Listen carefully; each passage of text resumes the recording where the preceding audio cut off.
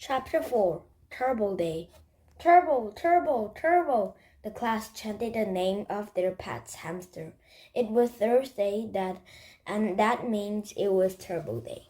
As Turbo caretaker, Agent made sure to get him to school early. In Miss Battlestead's second grade classroom, Turbo Day meant a celebration of everything turbo.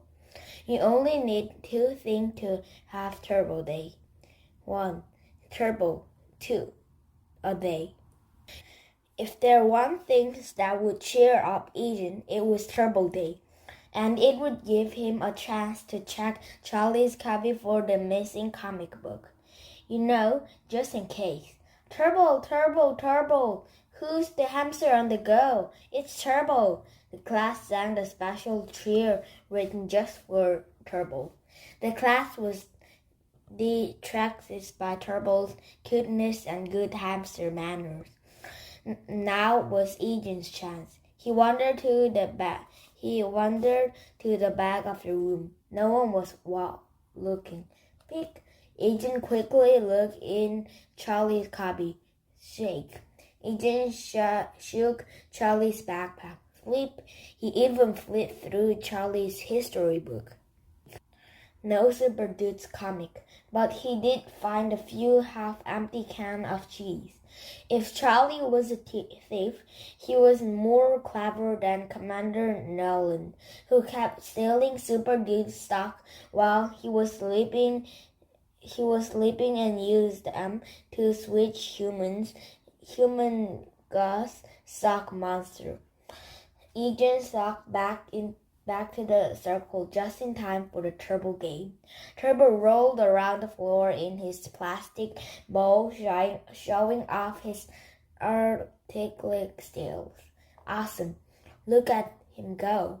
What a good little sidekick, Agent proudly thought.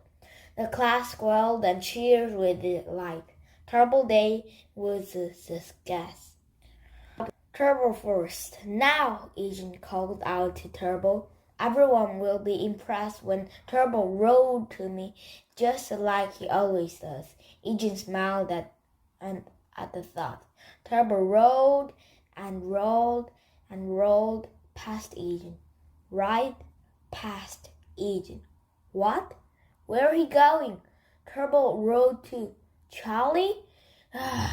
This is the worst than the times that Super Squirrel bites Super Dude's super fingers when Super Dudes feed him the super acorn from the super oak tree. Charlie? Agent called out. Why did Turbo roll right to you? Charlie shrugs. I don't know, but that was cool, huh? Charlie patted the top of the hamster's bowl and carried it over to Turbo's cage. What's going on here? My favorite comic book in forever is missing, and now my fearful sidekick has Turbo first to somebody else? Agent quickly looked around the class to see if anyone was using a mind control hat. There could be no other explanation, but there was no one with a mind control hat. Agent realized there must be another explanation. There must be. 5. The evilest field trip of all. Okay, everyone, Miss Battlestead called out. Let's get moving. The best thing about school that isn't Turbo Day is a school field trip. Agents couldn't wait. If anything could take his mind off his missing comic, it would be a trip to the zoo. He loved field trip. If you ask Agent what his favorite class was in school, his answer would be a field trip. His second favorite class, another field trip. And the trip to the zoo would also give Agent the chance to see if there was any charms or bad stuff happening in Sunnyview. Plus, he's seen some pretty cool animals. As his classmate filled out the classroom, Agent pretended to tie his shoelace. After the class was empty, he scrambled through Charlie's desk and searched through his things. Book, pencils, and rulers, can of cheese. But still no sign of Super Dude's number 429. Maybe I'm wrong about Charlie. But who else could take my comic? Agent, are you coming? Miss Battlesty asked, poking her head back into the classroom. Coming! Agent raced for the doors. He'd be the last one in the school, on the bus. But that was no problem. Charlie would save the seat for him like he always did.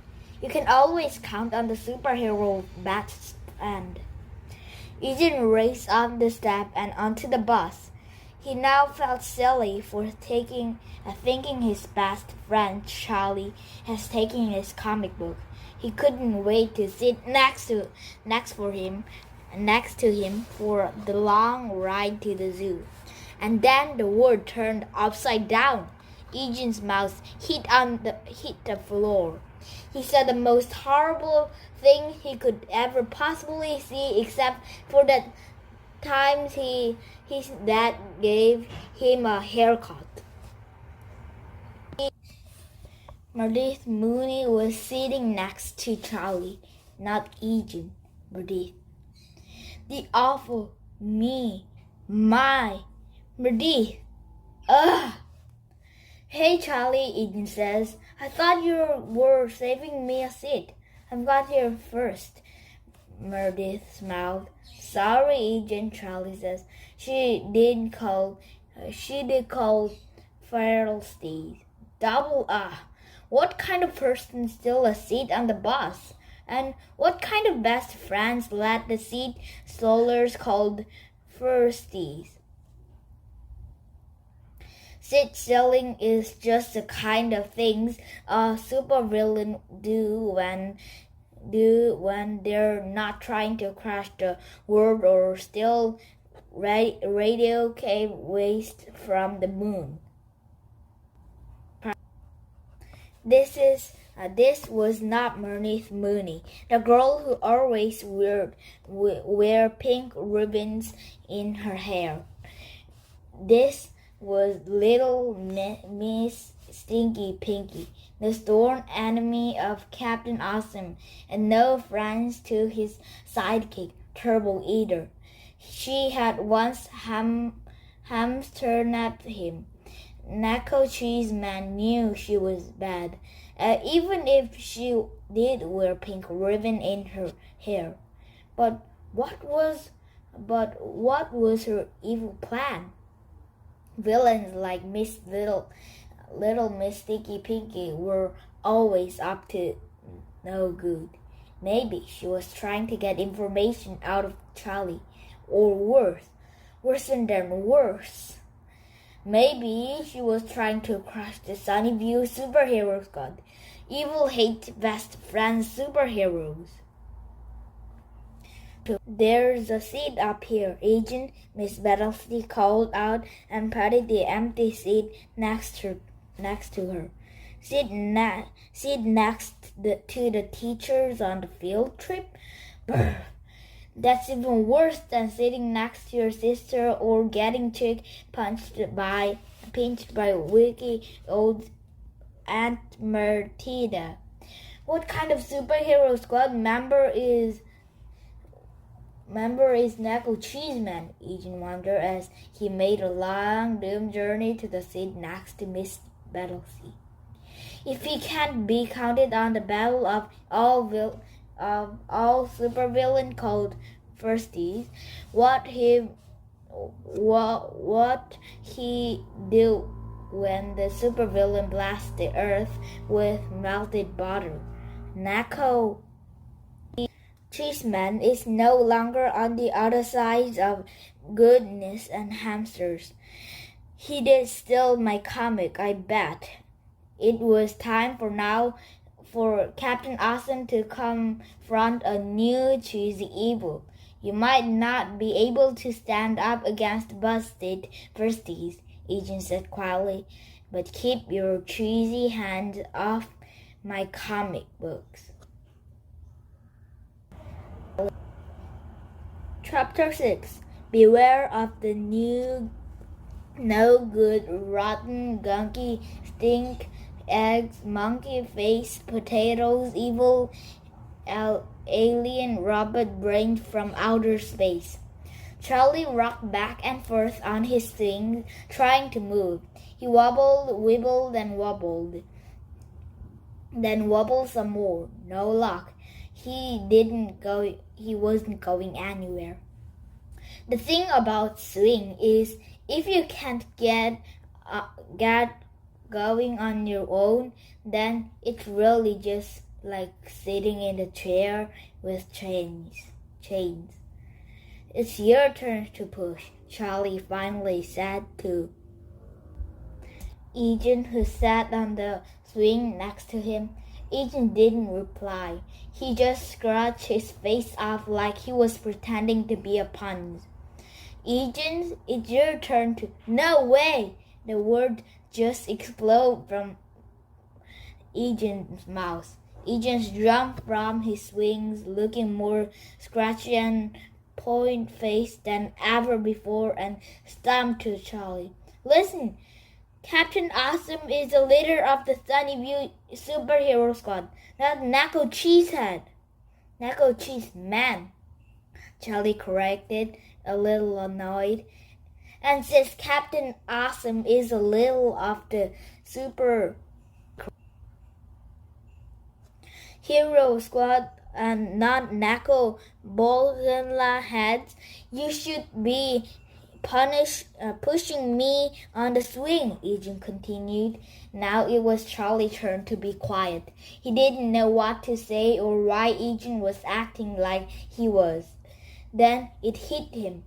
Alien stole his best friend's brain, stuck it in a jar, and replaced it with an evil alien robot brain.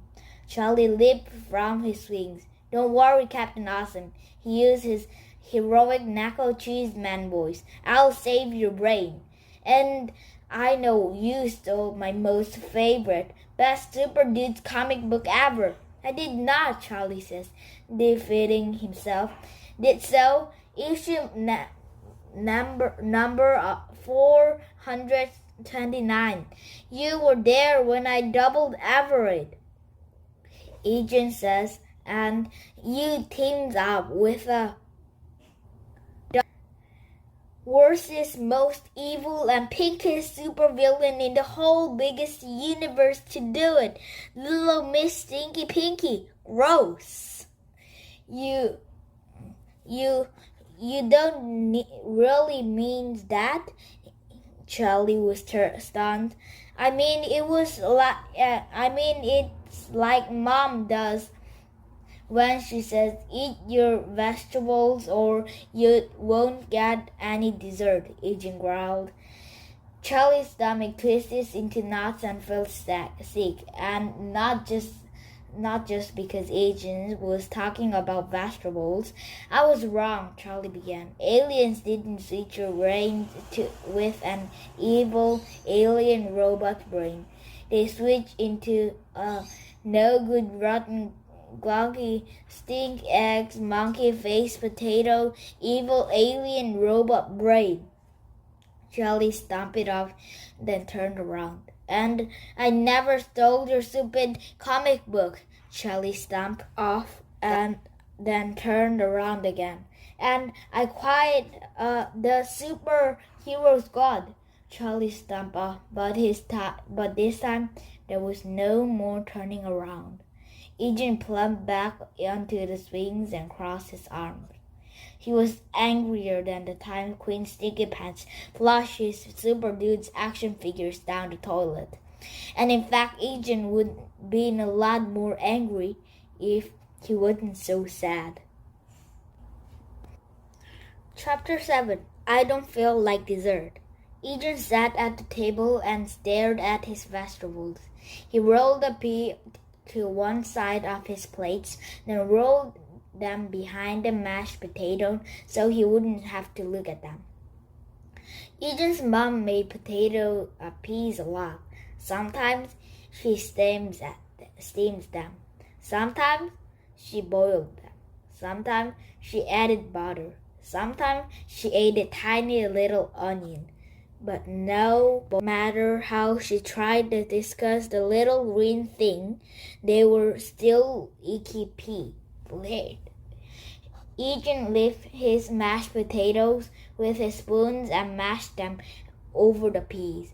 Eat your vegetables or you wouldn't get any dessert, his mom reminded him. Eugene sighed. He didn't feel like eating anything anyway, including dessert. Eugene's mom touched her son's hand. You seem upset, Eugene. Is something wrong? Eugene shrugs and mumbles something that sounded like, "There are muffins gone. I know what might cheer you up," his mom continued. "What if we ask Charlie's mom if Charlie can come over this Fridays for another sleepover? Charlie's not my best friend. He's not even my worst friend. I'd rather have a sleepover with Queen Stinky Pants than Charlie because at least I already know Queen Stinky Pants is going to try to shoot me into space in the giant diaper, so it won't be a surprise when she does." Eugene raced from the tables and ran to his room. His mom and dad sat at the table in shocked silence. Then Eugene's dad, Ned, asked, "Wait, who's Queen Sneaky Pants? I really think that's one of us should go see what's up with him," Eugene's mom says. "I'll go." Eugene's dad quickly got up from his bed. He hoped that by the time he came back to the dinner table, his wife would be already thrown away the icky peas he hidden under the roast beef on his plate.